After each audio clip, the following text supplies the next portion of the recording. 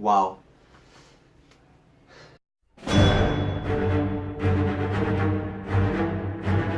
Chegou a hora, galera! Vingadores Guerra Infinita ou Avengers Infinity War está entre nós, finalmente, depois de 10 anos de muita expectativa, ansiedade, teorias.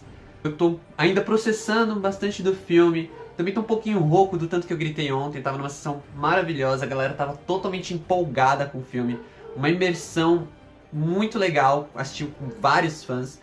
É sem igual, uma experiência muito boa. E eu tenho certeza que você aí do outro lado me entende, porque você também deve estar extremamente empolgado para Guerra Infinita. Isso se você já não assistiu o filme, com certeza deve estar querendo ver de novo, como a gente, né? Que, uau, 10 anos, sabe? 10 anos desde que a gente viu o Homem de Ferro 1. E aquela maravilhosa cena pós-créditos com o Samuel Jackson de Nick Fury dizendo, debochando que o Tony achava que ele era o único super-herói, mas o universo era muito maior. E esse universo muito maior já nos causa muita teoria, né? Já brincou com a gente na nossa expectativa na época, porque a gente não conseguia ter uma noção da grandiosidade que esse estúdio faria nos anos seguintes. Então a gente já estava imaginando que seria o que viria a acontecer, já imaginando que teria a ver com os Vingadores, que veio se confirmar no Incrível Hulk e no Homem de Ferro 2, foi consolidando a ideia, mas finalmente a gente teve em 2012 Os Vingadores.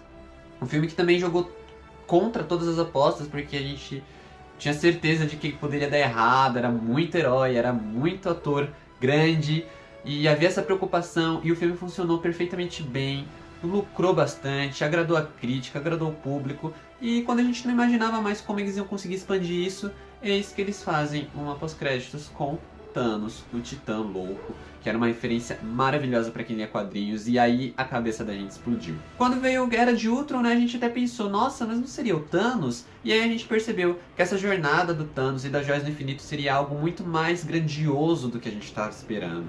E finalmente, 10 anos depois, nós temos o Titã Louco aí como vilão principal de um filme da Marvel, e finalmente a gente enxerga o começo do fim dessa história, que começou com o Homem de Ferro lá em 2008. E é muito bom como eles vão construindo essa jornada, porque a gente percebe agora que a história basicamente sempre foi do Thanos, e a gente não enxergava isso dessa forma. Daí agora a gente percebe que tudo caminhou para esse momento, e esse momento realmente é bem construído, e eu acho que isso se deve principalmente a algumas pessoas que estão lá dentro da Marvel Studios. No caso de Guerra Infinita, 3 nomes me saltaram aos olhos. Além, é claro, dos diretores Joe e Anthony Russo, que já dirigiram Capitão América, o Soldado Invernal, e Capitão América, Guerra Civil. Nós temos entre os produtores executivos James Gunn, diretor de Guardiões da Galáxia 1 e Guardiões da Galáxia Volume 2, que com certeza ele devia estar aqui, afinal de contas os Guardiões estão no filme, é sempre bom lembrar, é sempre prazeroso lembrar que agora eles estão junto com os Vingadores. São 2 dos filmes mais amados pelos fãs, então o diretor ele tem uma pequena participação sim para ajustar o tom do filme com os seus personagens. E outra pessoa que a gente tem é o Jon Favreau, que estava lá desde o início, né, desde o começo, dirigindo o Homem de Ferro 1 e posteriormente Homem de Ferro 2, e atuando não só nesses 2 filmes, como também em Homem de Ferro 3 e Homem-Aranha de Volta ao Lar. Além deles, nós temos um nome que é muito familiar dos leitores e dos fãs da Marvel, que é o Stan Lee, o cara que é basicamente o grande criador, né, um dos grandes criadores da Marvel.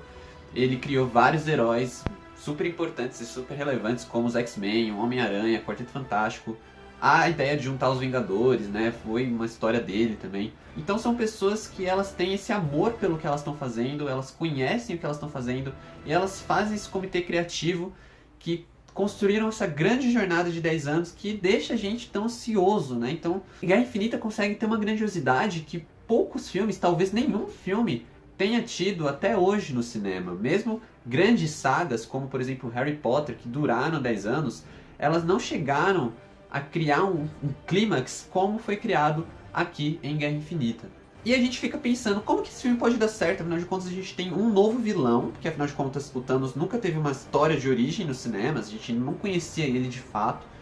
A gente tem os seus servos, que é a Ordem Negra, que ajudam ele na caça das Joias do Infinito, e a gente tem vários heróis, a gente tem aí uns 20 heróis, ou mais, por aí, muita gente, e o espectador não consegue enxergar como o estúdio pode fazer isso dar certo até assistir o produto final onde eles vão contra todas as chances e contam a melhor história que poderiam contar. E como eles fazem isso? Subvertendo uma coisa muito básica e muito simples e que só por isso é muito ousada e muito surpreendente, que é nos colocar ali com o protagonista dessa história, que não são nenhum dos Vingadores, e sim o Thanos, Titã Louco, que é o grande vilão da trama. Apesar dele ser o vilão, ele é o protagonista. E isso lança os seus heróis, né, os nossos heróis, como os antagonistas da sua história. Porque o filme começa e termina com Thanos. É a história dele.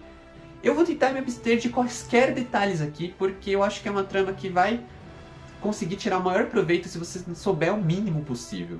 Até os diretores e os atores estão pedindo isso, né? Eles criaram o hashtag Thanos demanda silêncio.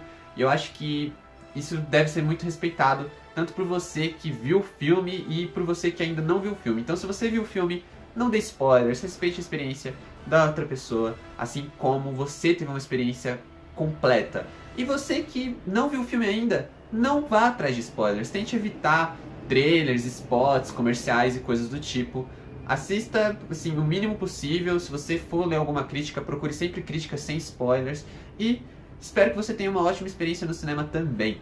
Então nós temos aí o grande protagonista do filme, que é o Thanos, que está em busca das 6 joias do infinito para conseguir, nas palavras dele, equilibrar o universo. Então vamos fazer uma recapitulação bem rápida sobre as joias do infinito e onde elas estão. São as joias da mente, da realidade, do tempo, do espaço, do poder e da alma. Primeiro, a joia da alma, que nunca apareceu em nenhum filme do estúdio.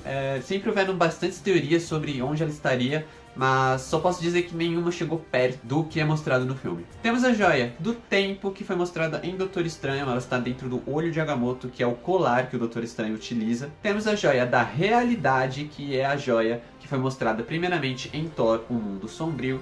E ela está guardada com o colecionador, como mostrado na pós-créditos de Thor, o Mundo Sombrio. Temos a joia do espaço, que é o Tesseract, talvez a joia mais antiga e mais conhecida do público, porque ela apareceu em Capitão América, o Primeiro Vingador, e posteriormente em Os Vingadores, e posteriormente fez aparições em Thor Ragnarok, e ela está em posse do Loki, como visto nos trailers do filme. Nós temos a Joia do Poder, que apareceu primeiramente em Guardiões da Galáxia e foi deixada com a Tropa Nova em Xandar, que é um planeta alienígena. E por último, a Joia da Mente. Ela estava primeiramente no cetro do Loki em Os Vingadores e atualmente está na testa do Visão. Como a história do Thanos, ele é basicamente o único personagem a apresentar um desenvolvimento, então é ele o personagem que vai se desenvolver durante todo o filme, apresentando uma curva dramática. O filme desenvolve ele e o humaniza. Ele é diferente do personagem das HQs e ele tem uma motivação até diferente, mas que funciona extremamente bem dentro do filme e que por sua vez torna ele um personagem muito único, intrigante e faz com que a trama seja extremamente ousada, não só no seu decorrer, como no seu final. E como eu falei, se a gente tem um protagonista que é o vilão, os antagonistas são os nossos heróis. Os irmãos Russo sabiamente dividem os heróis em alguns núcleos que são basicamente focados ali em personagens específicos. São 3 núcleos macros que possuem os 3 personagens da trindade da Marvel, ou seja, Homem de Ferro, Thor e Capitão América. Não que eles sejam os personagens principais de cada parte do filme, de cada núcleo do filme. As histórias deles se entrelaçam com as de personagens secundários, que por sua vez são regidas pela história do Thanos. Então, todos os elementos do roteiro são direcionados pela história do Titã.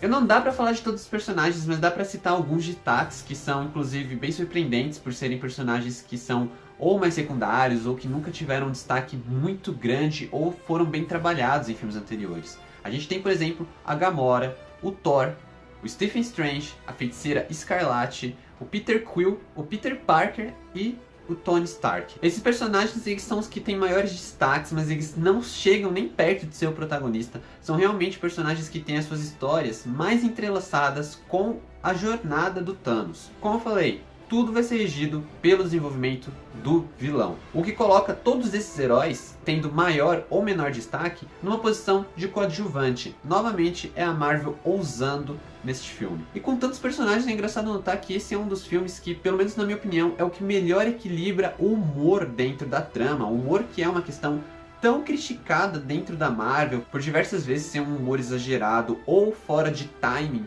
e aqui ele tá perfeitinho Além disso, cada personagem, quando tem alguma questão de humor, é um humor muito propício ao que ele já mostrou em outros filmes da editora. Com isso, entra novamente o que eu falei de ter os produtores executivos e os diretores que conhecem os personagens. A gente tem um tipo de filme quando a gente está focando na história de Wakanda, um tipo de filme quando a gente está acompanhando o Stark e o Stephen Strange, e um tipo completamente diferente quando nós temos em tela os Guardiões da Galáxia. De todos eles, o que mais me surpreendeu por ter um destaque foi o Thor, um personagem que já teve 3 filmes solo e já participou nos 2 primeiros Vingadores, e que particularmente eu nunca achei que ele foi bem trabalhado no cinema.